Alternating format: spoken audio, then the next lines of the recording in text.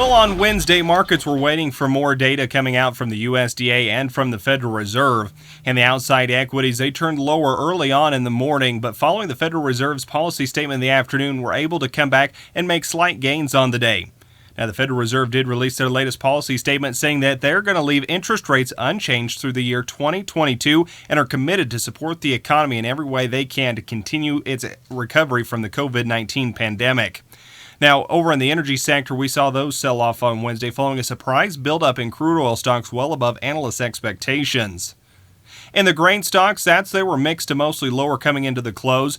A lot of traders waiting for that WASDE report on Thursday before trying to take up an official position. Pre-report estimates do expect the report to be fairly close to the May report in terms of production, but continuing to see growth in corn and soybean along with wheat ending stocks through the 2019-2020 growing year. But then looking out to 2020 and 2021, the 3+ billion bushel carryout of corn is being kicked around, and that has traders a little nervous there. Latest ethanol production numbers continue to show ethanol production increasing in the U.S. while stocks continue to drop, though we're still about 23.6% behind last year's production numbers in ethanol. On the day, we'll see December new crop corn futures settle 341.5, while we see November new crop soybeans settle 877 even. July Chicago wheat will settle 506.25, and July Kansas City wheat will settle 457.5.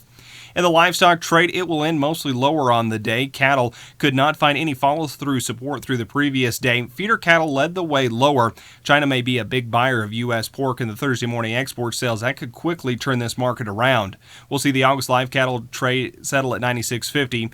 August feeder cattle settle at $32.67, and July lean hogs settle at $52.80. That is a check here of your closing markets on this Wednesday, June the 10th. I'm Clay Patton. Have a great afternoon. Big report coming up tomorrow for WASDE, so make sure to check back in as we recap those numbers.